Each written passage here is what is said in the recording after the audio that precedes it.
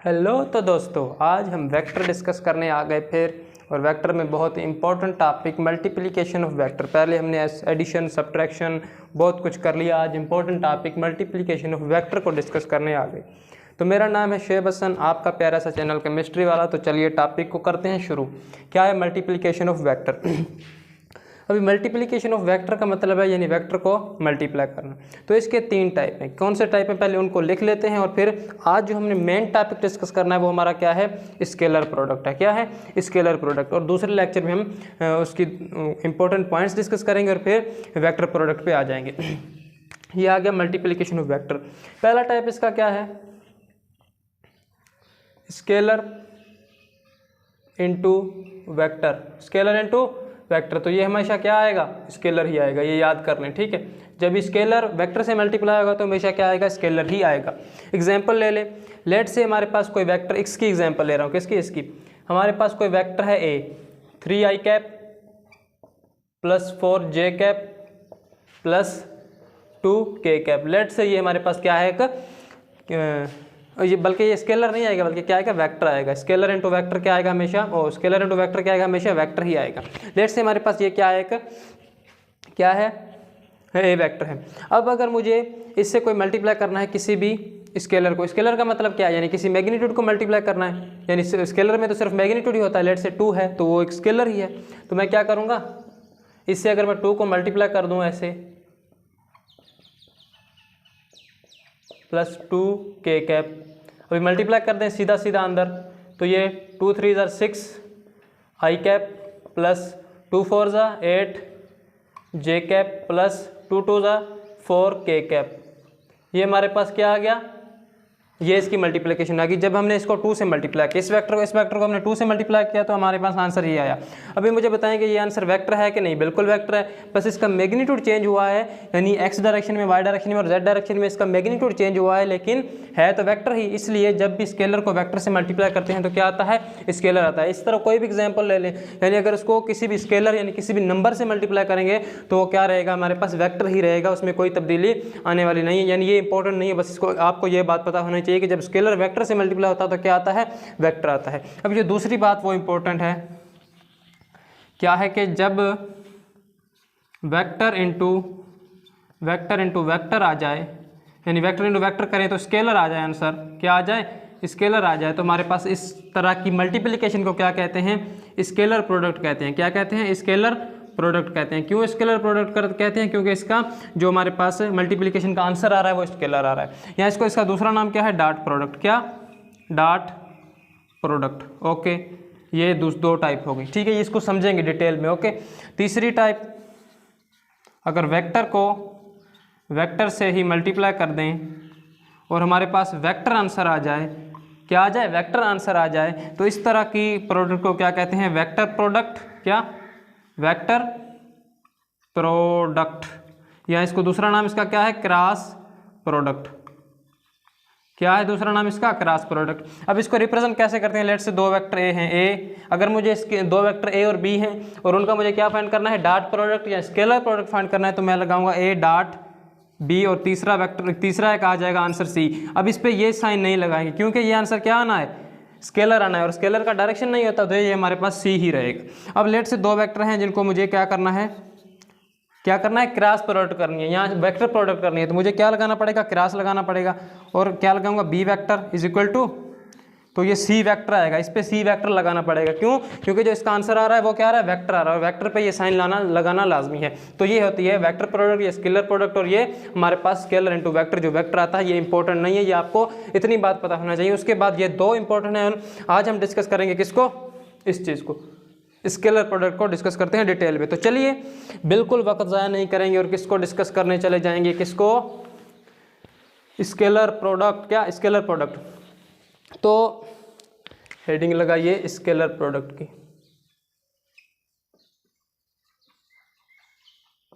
अब scalar product कैसे, थोड़ा सा जल्दी में जो इसका इंट्रोडक्शन है वो ले लेते हैं। लेट से हमारे पास दो वेक्टर हैं ए और इनको करना है मुझे, इनकी फाइंड क्या करनी है, स्केलर प्रोडक्ट। क्या?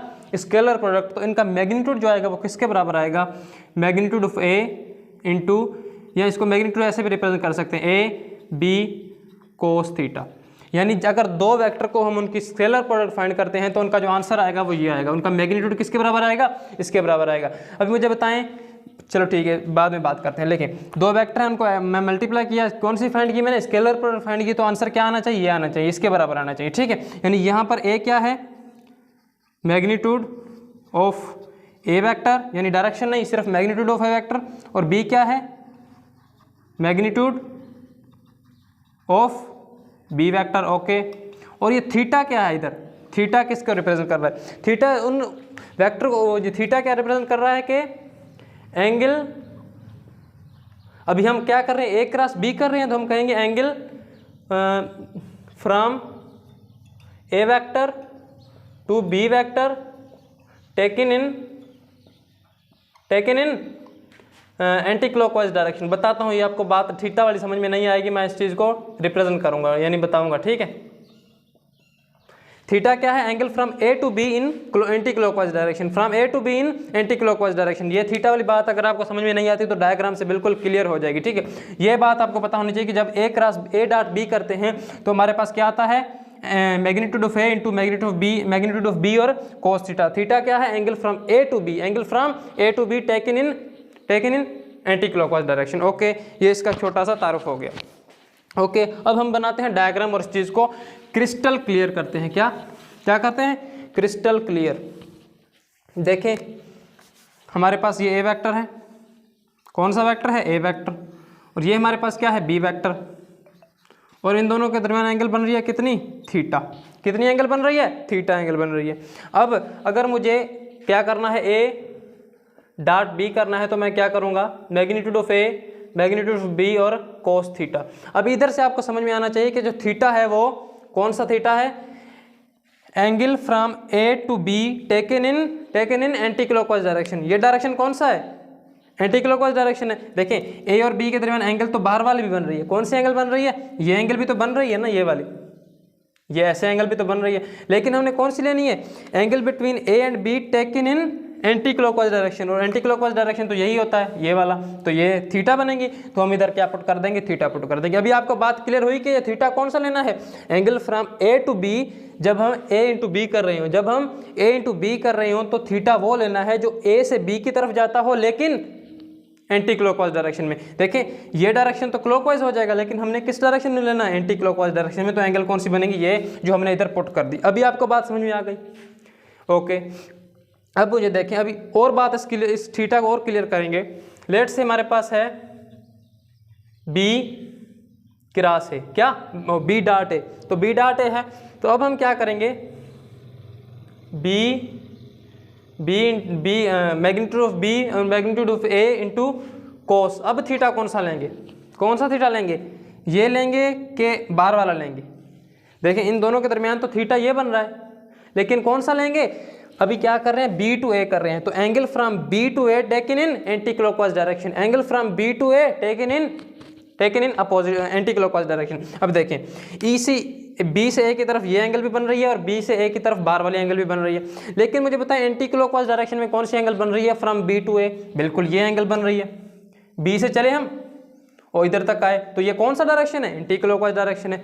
अगर मैं ऐसे ले लेता, लेट से यहाँ तक ले लेता, ये मुझे बताएं, तो ये तो क्या हो जाता, क्लॉकवाइज डायरेक्शन हो जाता। तो अब हमने बी के केस में क्या लेना है, बाहर वाली एंगल। कितनी बाहर वाली एंगल आएगी, अगर ये थीटा है तो टोटल एंगल कितनी होती है, 360, तो हम इधर क्या पुट कर देंगे, 360 माइनस थीटा।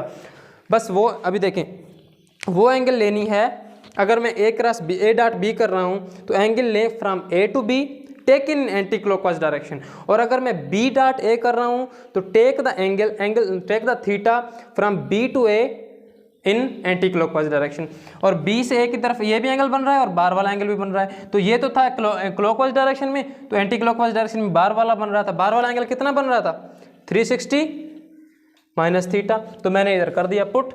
अभी देखें एक्चुअली ये थीटा ही आएगा, लेकिन हम इसको कॉन्सेप्ट से क्लियर करेंगे, ठीक है। तो अभी मैं अगर इसको हल करता हूँ, आगे सॉल्व करता हूँ, तो ये आएगा B magnitude of B A cos theta ही आएगा, कोस थीटा ही आएगा। ये बात याद कर लें कि कोस 360 माइनस थीटा ऑलवेज क्या आता है, कोस थीटा ही आता है, ठीक है, cos थीटा ही आता है। लेकिन एक्चुअली आप अगर डायरेक्ट कह सकते हैं कि angle between a and b, यानी फर्क नहीं पड़ने वाला। लेकिन अगर कॉन्सेप्ट से करेंगे तो आंसर यही आएगा, लेकिन थोड़ा पता चल जाएगा कि ये कैसे आ रहा है। ठीक है, यानी एक एट द एंड जो आएगा थीटा कौन सा आएगा, यही आएगा। लेकिन हमने कॉन्सेप्ट से क्लियर किया तो ये इससे हल करके ये आ गया। ठीक है, ये cos थीटा आ गया। तो अभी आपको थीटा की बात एकदम मस्त क्लियर हो गई होगी। ठीक है, तो अब इसकी जो डॉट प्रोडक्ट है इसका थोड़ा सा कॉन्सेप्ट और लेते हैं। क्या, थोड़ा सा और इसको डिटेल में पढ़ते हैं। देखें, यही वेक्टर बना लें दोनों। ये आ गया कौन सा वेक्टर, ए वेक्टर। ये कौन सा वेक्टर आ गया, बी वेक्टर। ओके, ये कौन सा एंगल, थीटा एंगल। अब हमारे पास मैं करता हूँ ए डॉट बी, तो क्या आएगा, magnitude of a, magnitude of b और cos थीटा। थीटा ये लेंगे क्योंकि angle from A to b in taken in anti clockwise direction. Okay, अब इन रियल ये हम कर रहे हैं ए इंटू बी, तो ये cos थीटा किधर से आ गया, हम तो कर रहे हैं ए इंटू बी, तो cos थीटा तो आना ही नहीं चाहिए। अभी देखें इन रियल ये जो सारा ये तो ए तो ठीक है पूरा आ गया, लेकिन ये बी cos थीटा बी को ही रिप्रेजेंट कर रहा है। किसको रिप्रेजेंट कर रहा है, बी को ही रिप्रेजेंट कर रहा है। लेकिन बी cos थीटा क्या है हमारे पास, इधर लिखता हूं component of b, component of b vector, component of b vector in along the vector a. हम कर तो ए और a cross a dot b ही रहे हैं, लेकिन cos थीटा आ रहा है तो cos थीटा किसको रिप्रेजेंट कर रहा है, कर तो बी को ही रहा है, लेकिन बी के कंपोनेंट को रिप्रेजेंट कर रहा है किसके डायरेक्शन में, ए के डायरेक्शन में। किसके डायरेक्शन में, ए वेक्टर के डायरेक्शन में। अभी मुझे बताएं, इसकी अगर मैं कंपोनेंट करता हूं, लेट से मैं इसका एक कंपोनेंट ये ले लेता हूं, तो ये कौन सा कंपोनेंट आएगा, बी साइन थीटा। क्या आएगा, बी साइन थीटा, क्योंकि ये थीटा से दूर वाला है। अब इसका बी के थीटा के साथ वाला एंगल ये कौन सा कंपोनेंट आएगा, बी cos थीटा आएगा। ओके, आपको ये बात समझ में आ रही होगी, रिजोल्यूशन ऑफ वेक्टर है। तो मुझे बताएं कि बी का कौन सा कंपोनेंट है जो ए के डायरेक्शन में, बी का कौन सा कंपोनेंट है जो ए के डायरेक्शन में, तो ए के डायरेक्शन में तो बी cos थीटा है। इसलिए मैं क्या लिखूंगा, ए डॉट बी किसके बराबर हो जाएगा, magnitude of A into magnitude of A into component of B in direction of A. ठीक है, मैं इसको कैसे लिखूंगा, देखिए हमारे पास अगर ए डॉट बी है तो मैं इसको लिखूंगा magnitude of A into component of b, component of b vector in direction of a vector. तो मैंने यही किया। देखें, पहले मैंने ए को लिख दिया और बी का वो कंपोनेंट लिख दिया जो ए के डायरेक्शन में। तो ए के डायरेक्शन में तो ये कंपोनेंट आ रहा है क्योंकि ये ए वेक्टर है, और ए के डायरेक्शन में यही कंपोनेंट आ रहा है, तो मैंने इधर इस चीज़ को पुट कर दिया। अभी आपको बात क्लियर हो रही होगी कि बी cos थीटा क्यों आ रहा है। एक्चुअली तो ये बी ही है, लेकिन बी का कंपोनेंट है। कौन सा कंपोनेंट, जो ए के अलोंग है, ए के डायरेक्शन में। बात समझ में आई आपको। तो ये होती है डॉट प्रोडक्ट। अभी थोड़ा सा और क्लियर करते हैं। देखें, अगर हमारे पास बी डॉट ए आ जाए, क्या आ जाए, बी डॉट ए आ जाए, यानी स्केलर प्रोडक्ट, डॉट माने स्केलर प्रोडक्ट, तो ये क्या आएगा, बी ए cos थीटा। अभी बात को समझें, कॉन्सेप्ट क्लियर करें। पहले क्या आ रहा था, ऐसे आ रहा था, ए इंटू ऐसे आ रहा था, ए इंटू यानी बी cos थीटा। क्या आ रहा था, बी cos थीटा। अब हम कर रहे हैं बी डॉट ए, तो पहले बी आएगा और फिर आएगा ए cos थीटा। क्या आएगा, ए cos थीटा। यानी एक्चुअली हम बी को ए से ही मल्टीप्लाई कर रहे हैं, लेकिन ये ए cos थीटा क्या है हमारे पास, इधर लिखता हूँ, ए cos थीटा हमारे पास एक्चुअली है component of A in direction of b vector. क्यों मैंने ऐसे लिखा, क्योंकि हम बी डॉट ए कर रहे हैं। पहले हम क्या कर रहे थे, ए डॉट बी कर रहे थे। ए डॉट बी के केस में हम क्या कर रहे थे, बी का कंपोनेंट ले रहे थे ए के डायरेक्शन में। जब हम बी डॉट ए कर रहे हैं तो ए का कंपोनेंट ले रहे हैं बी के डायरेक्शन में। ओके, बात समझ में आ गई। अब मैं करता हूँ इस चीज़ को इरेज। ये वेक्टर लिखे रहने चाहिए, लेकिन अभी मैं दूसरी जो हम कर रहे हैं बी डॉट है, तो उस चीज़ को इधर डिस्कस करेंगे। देखें, इसको मैं पता कैसे लिखूंगा, यानी बी डॉट ए को मैं लिख दूंगा बी इंटू कंपोनेंट, एक्चुअली तो ये ए है लेकिन ए का कंपोनेंट है, component of a vector in direction of b vector. यानी बी वेक्टर के डायरेक्शन में जो ए का कंपोनेंट आ रहा है वो उस बी से मल्टीप्लाई कर दो तो क्या आ जाएगा, बी डॉट ए आ जाएगा। अब इस डायग्राम में समझे, लेट्स से ये ए है, ये क्या है हमारे पास, ए है। अब ए के अगर मैं कंपोनेंट करता हूँ, क्या करता हूँ, कंपोनेंट करता हूँ, तो अगर मैं बी ए का एक कंपोनेंट ये ले लेता हूँ बी के डायरेक्शन में, ए का एक कंपोनेंट कौन सा ले लेता हूँ, बी के डायरेक्शन में, और इसका दूसरा कंपोनेंट क्या आएगा, इसके परपेंडिकुलर, तो ये इसका दूसरा कंपोनेंट आ गया, किसका, ये ए वेक्टर का। तो मुझे बताएं थीटा के साथ वाला कौन सा कंपोनेंट आएगा, ए कोस थीटा, और थीटा से दूर वाला यानी इसके परपेंडिकुलर कौन सा कंपोनेंट आएगा, ए साइन थीटा। ये रिजोल्यूशन ऑफ वेक्टर है, आपको पता होना चाहिए, आपको पता होना चाहिए। अब इस डायग्राम से मुझे बताओ, इस डेफिनेशन के मुताबिक बी डॉट ए किसके बराबर होगा, पहले लिखो बी, ओके बी लिख दिया, फिर मल्टीप्लाई कर दो component of A in direction of b, component of A in direction of b. अभी ए का कंपोनेंट बी के डायरेक्शन में कौन सा आ रहा है, कौन सा आ रहा है, ए कोस थीटा, तो इधर लिख दो ए कोस थीटा, इजी, क्या, बिल्कुल इजी हो गया। अब मुझे बताओ कोई परेशानी रही, कैसे किया, ये था ए वेक्टर, ये था बी वेक्टर, मुझे करना था बी डॉट ए, और बी डॉट ए की डेफिनेशन ये है b into component of A in direction of b, component of A in direction of b. तो मैंने किए ए के कंपोनेंट, एक कंपोनेंट मैंने बी के डायरेक्शन में ले लिया और एक इसके परपेंडिकुलर, ये रिजोल्यूशन ऑफ वेक्टर का असूल है, ओके। तो ये थीटा के साथ वाला कंपोनेंट कौन सा आएगा, ए कोस थीटा, और इस लाइन के परपेंडिकुलर कंपोनेंट कौन सा आएगा, ए साइन थीटा। अब मुझे डेफिनेशन में वैल्यूज पुट करनी है, बी तो मैंने डायरेक्ट पुट कर दिया। उसके बाद component of A in direction of B, A का कौन सा कंपोनेंट बी के डायरेक्शन में है, ए कोस थीटा, तो इधर मैंने पुट कर दिया, तो ये किसकी वैल्यू आ गई, तो बी डॉट ए की वैल्यू क्या आ गई हमारे पास, B A cos theta, B A cos theta, okay. ये थी स्केलर प्रोडक्ट की कहानी, स्केलर प्रोडक्ट की डेप्थ। तो उम्मीद करता हूँ आपको ये बात समझ में आई होगी, ठीक है। तो अब इस चीज़ को कुछ लोग क्या कहते हैं, प्रोजेक्शन भी कहते हैं, आपको ज़्यादा मैं दंगल में नहीं फंसाऊंगा, ठीक है, प्रोजेक्शन भी कह सकते हैं, ठीक है। प्रोजेक्शन का मतलब समझा देता हूँ। लेट्स से मेरे पास ये मार्कर है, मैं जाता हूँ किधर, धूप में जाता हूँ, और ऊपर से इस पर यानी क्या पड़ रहा है, सूरज यानी लाइट पड़ रही है, जो इसका नीचे प्रोजेक्शन या शेडो बन रहा है उसको क्या कहते हैं, प्रोजेक्शन कहते हैं, और इस चीज़ को कुछ नहीं कहते, क्या, सिर्फ जो उसका शेडो बन रहा है उस चीज़ को क्या कहते हैं, प्रोजेक्शन कहते हैं। और ट्रिग्नोमेट्री में प्रोजेक्शन एकदम मस्त कॉन्सेप्ट है, अगर आपको इसका पता है तो ट्रिग्नोमेट्री आसान होने वाली है, ठीक है। अब ये स्केलर प्रोडक्ट थी। अब स्केलर प्रोडक्ट का एग्जाम्पल भी आप ले सकते हैं, कौन सा एग्जाम्पल, वर्क, एक बढ़िया एग्जाम्पल क्या है इसका, वर्क एग्जाम्पल है। वर्क किसके बराबर होता है, वर्क हमारे पास होता है F into D into F dot d cos theta, यही होता है।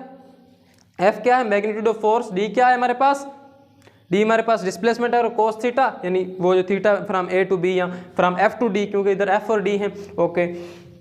तो अब इसका जो आंसर आने वाला है वो क्या आने वाला है, वर्क आने वाला है। तो मुझे बताएं कि वर्क क्या होता है, स्केलर होता है कि वेक्टर होता है, बिल्कुल स्केलर होता है। तो यही होती है स्केलर प्रोडक्ट की एग्जांपल, वर्क, जो बहुत ही डोमिनेंट एग्जांपल है, क्या है, वर्क है। अब छोटी सी एक और बात डिस्कस कर लें कि स्पेशल केसेस कौन से हैं। स्पेशल केसेस बताता हूँ। स्पेशल केसेस, पहला स्पेशल केस, अगर थीटा है 0, थीटा क्या है 0 डिग्री, तो पुट कर दो, लेट से ए डॉट बी करना है, तो magnitude of A into B into cos 0 degree, cos 0 degree, तो ये किसके बराबर आ जाएगा, ए इंटू बी आ जाएगा, क्योंकि कोस 0 किसके बराबर होता है, 1 के बराबर होता है, तो ये क्या आ जाएगा, ए बी आ जाएगा।